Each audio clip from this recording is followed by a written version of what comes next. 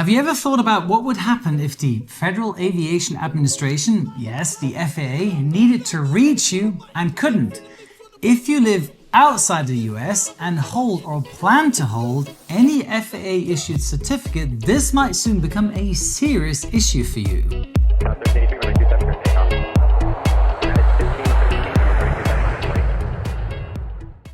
Dear friends and followers, welcome back to my channel and to a topic that will affect more than 100,000 FAA licensed pilots, mechanics, dispatchers and other aviation professionals worldwide.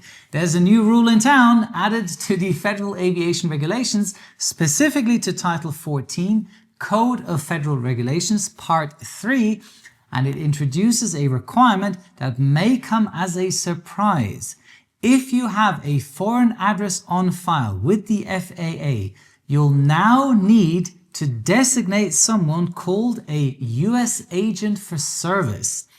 Does that sound too technical? Don't worry, we'll break it down together clearly and simple. I'll explain exactly who needs to take action, why this change is happening, and what happens if you don't comply. That's why I teamed up with the U.S. Agent FAA to make your life a little easier regarding your FAA documents. So U.S. Agent FAA is a professional service provider that can act as your U.S. Agent for Service, and I'll explain later how that works and why it's the best option. But first, let's talk about what exactly has changed. Now, the FAA recently issued an advisory circular number 31 tied to updates in Part 3 of the regulations. Specifically, it's Part 3, Subpart Charlie. Now, this change was introduced because the FAA has been consistently having issues delivering important legal and safety-related documents to people who have an address outside of the United States. That can slow things down and cost a lot of time and money, not just for the FAA, but potentially for you too. Now, let's get specific about who is actually affected. If you have a foreign mailing address on file with the FAA and you don't have a US-based physical address in your FAA records, this change directly applies to you. I am such a candidate, for example. I have an FAA PPL, but I live in Munich, Germany. So I need to get my documents in order to keep my privilege of having a FAA private pilot license. So if you're a certificate holder or applying for a certificate and your only address on file is outside the US, you'll need to formally designate someone in the US who can receive documents and official communication from the FAA on your behalf. I hope this makes sense. And it's not just pilots. This includes flight engineers, navigators, aircraft mechanics, aircraft dispatchers, and remote pilots who operate drones under small unmanned aircraft systems. In short, anyone certified under Part 61, 63, 65, or 107 of the regulations. So what exactly is a U.S. Agent for Service? That's a good question.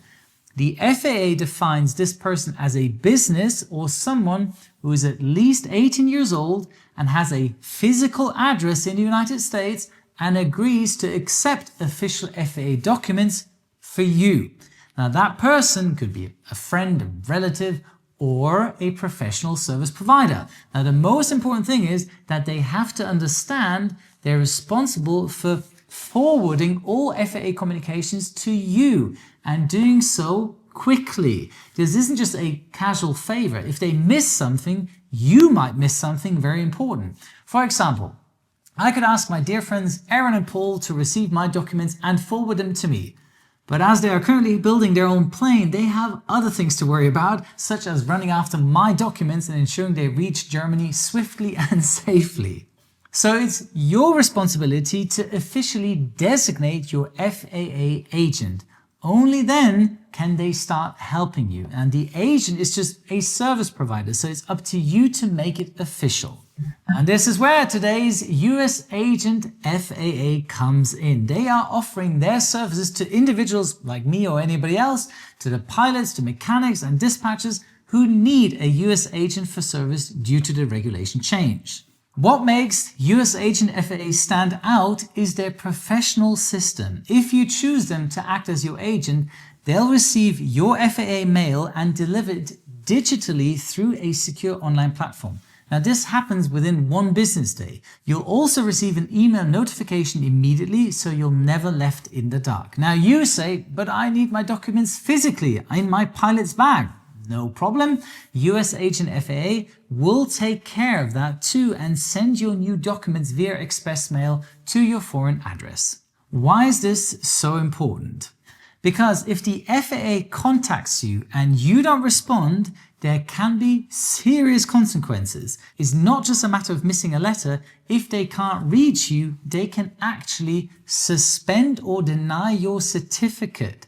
So do yourself a favor and get U.S. Agent FAA as your middleman in charge and never worry about your documents again. They currently charge $97 per year to act as your designated U.S. agent for service. So for peace of mind and professional handling of your important documents, that's a very reasonable fee, and your operator may even reimburse you those costs. So how do you actually designate your U.S. agent for service? If you're already a certificate or rating holder and you have a foreign address on file, you must submit your designation by July the 7th, 2025. I'll remind you again, a week prior to the 7th of July. You can also remember it. I need to get everything done by Independence Day of 2025, which is 3 days earlier. But of course, I recommend you doing it now. What is done, and you don't have to worry about it again. And consider this video as a U.S. agent for my FAA license checklist, and checklists need to be completed. I've attached that checklist for you in the description box. It'll be the easiest one you've done in a while. So if you click the link below, it will take you a few minutes to set up, and because you are a trusty follower of mine, I'll give you 10% off on your first annual subscription. Type in Captain Joe 10 during checkout and the discount will be applied. So now is the time to get your paperwork ready and sign up with U.S. Agent FAA. And that leads me nicely to talk about the consequences if you don't comply with the regulation change. Suppose you already hold a certificate and you don't designate a U.S. agent for service by the deadline. In that case, the FAA says you will not be allowed to exercise the privileges of your certificate. That means no flying, dispatching, or maintenance work until you fix the issue. And if you're an applicant, meaning you're still in training, even if you've completed all your coursework and passed your exams, the FAA simply won't issue your certificate if you haven't designated a U.S. agent for service. So in either case, failure to comply will put your aviation career on pause. And that's a headache no one wants to deal with. May I just repeat this sentence again? No flying, dispatching, maintenance work, or certification until you fix that issue. I am helping you to prevent that from happening. It's only a mouse click in the description box. Do it. I'll be monitoring the FAA's rollout of the online designation portal and posting updates here on the channel as soon as it goes live. So to wrap this up, if you live outside of the United States and you have or plan to have any FAA certificate, you'll need to designate a U.S. agent for service starting this year, 7th of July. It's a small step that can make a huge difference in keeping your aviation career smooth and uninterrupted. U.S. Agent FAA and I are here to help you with that. Please understand that. That's it for today. If you have some other aviation related questions, please be sure to check out my other videos or ask in the comment for the chance to have your question answered in a future video. And on that bombshell, here's your checklist for today. Subscribe to my channel, check.